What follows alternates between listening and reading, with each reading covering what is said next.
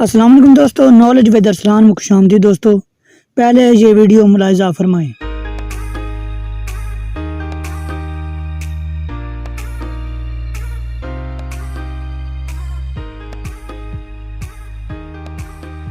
دوستو، یہ واقعہ 41 برس قبل پرتھ کے مقام پر پیش آیا تھا۔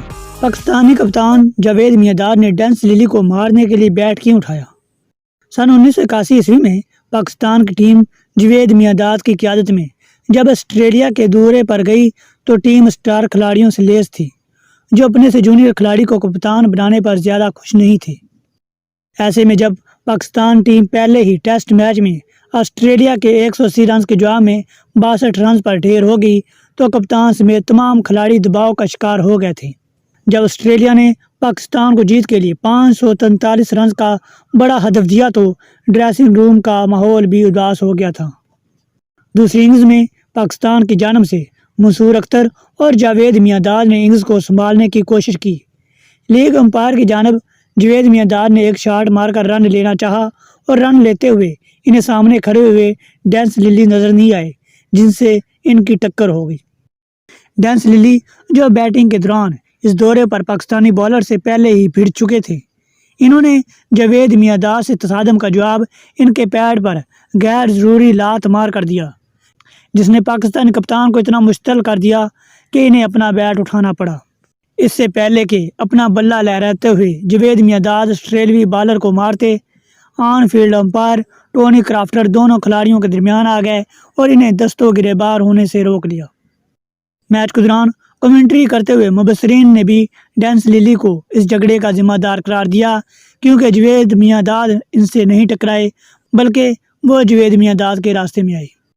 چونکہ یہ واقعہ اوور کی آخری گیند پر ہوا تھا اس لیے ڈینس للی باؤنڈری کی طرف جا رہے تھے کہ اچانک انہوں نے دوبارہ پاکستانی کپتان کو مخاطب کرنے کی کوشش کی، تاہم آسٹریلوی قائد گریگ چیپل کی مداخلت نے معاملے کو مزید الجھنے سے روک دیا۔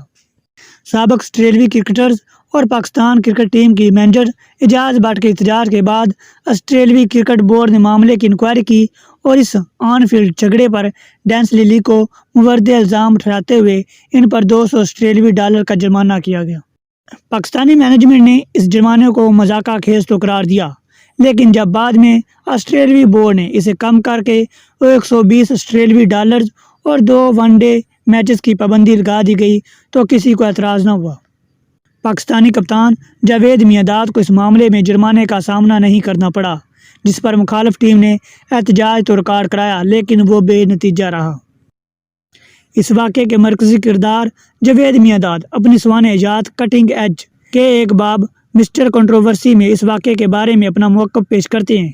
ان کا کہنا تھا کہ بلہ اٹھانے کا مقصد ڈینس للی کو مارنا نہیں بلکہ دھمکا کر ان کو بتانا تھا کہ انہوں نے جو حرکت کی وہ غلط تھی، جبکہ ڈینس للی کا کہنا ہے کہ توازن کھو جانے کی وجہ سے پاؤں جاوید میانداد کو لگ گیا، جو ہوا اس پر شرمندہ ہوں۔